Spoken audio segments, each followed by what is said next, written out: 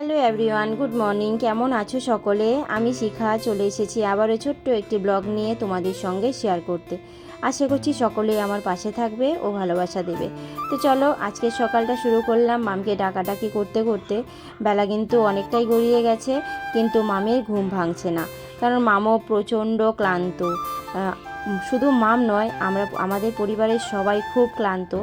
কেন, সেটা পুরো ব্লগটার সঙ্গে থাকো, তাহলেই জানতে পারবে। তো মামকে এখন ওঠাচ্ছি। মামের এক্সাম শুরু হয়ে গেছে, একটা এক্সাম হয়ে গেছে ইংলিশ, তারপরে বাংলা এক্সাম হবে। তার জন্য বলছি চলো ওঠো তাড়াতাড়ি করে, একটু বইটা পড়ে নাও। গত 1 মাস থেকে তো মামের পড়াশোনা ঠিকঠাকভাবে হচ্ছেই না, না স্কুলে যাচ্ছে না টিউশনে যাচ্ছে। তো কি করব, পরিস্থিতি এরকম জায়গায় এনে দাঁড় করিয়েছে, কিছু আর করার নেই।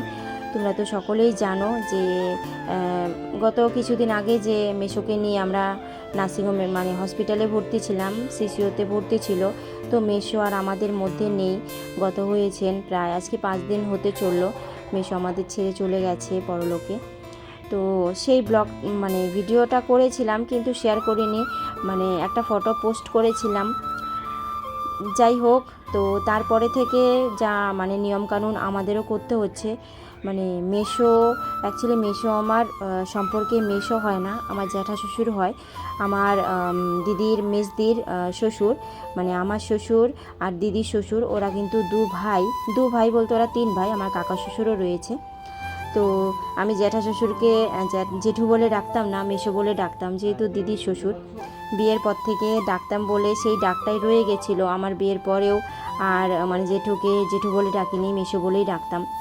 সেই সম্পর্কের জন্যই অনেকে বুঝতে পারছিল না যে মেশো মারা গেছে, কিন্তু আমরা কেন নিয়মকানুন পালন করছি। অ্যাকচুয়ালি আমার জ্যাঠা শ্বশুর বলেই নিয়মটা পালন করতে হচ্ছে, আমাদের 11 দিনে কাজ করতে হবে। তো এখন আমরা নিরামিষই খাচ্ছি, আজকে 5 দিন হতে চললো। আর কামাখ্যাগুড়ি যেহেতু দিদির বাড়ি, আর আমরা আলিপুরে থাকি, না হলে কিন্তু আমরা এক বাড়িতেই থাকতাম, মানে একটাই ফ্যামিলি, কিন্তু আলাদা আলাদা থাকি বলে আর কি এখন আলাদা যার যার বাড়ি হয়েছে। আমাদের কিন্তু আলিপুরদুয়ার থেকেও কামাখ্যাগুড়ি যেতে হচ্ছে, যেহেতু দিদি ওরা এখন কিছুই করতে পারছে না।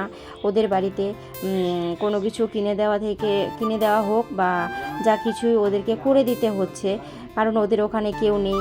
যা আমাদের মানে রক্তের সম্পর্কে যারা আছি আমরা সবাই আলিপুরে, আমার কাকা শ্বশুর বা আমরা সবাই আলিপুরে থাকি, একমাত্র ওরাই কামাখ্যাগুড়িতে থাকে।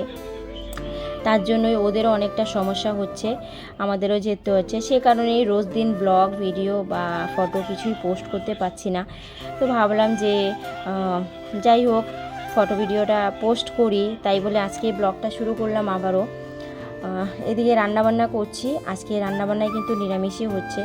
মাম যেহেতু নিরামিষ একদমই খেতে যাচ্ছে না, মামের ডালের বড়িটা একটু ভালোবাসে বলে মামের জন্য ডালের বড়ি দিয়ে আজকে সবজি করলাম, পেঁপে ভাজি করলাম, কচু শাক, আর রয়েছে আরও একটা কিছু করেছিলাম, আমার মনে পড়ছে না। যাই হোক, চলো আমরা এখন খাওয়া দাওয়া করে নিচ্ছি।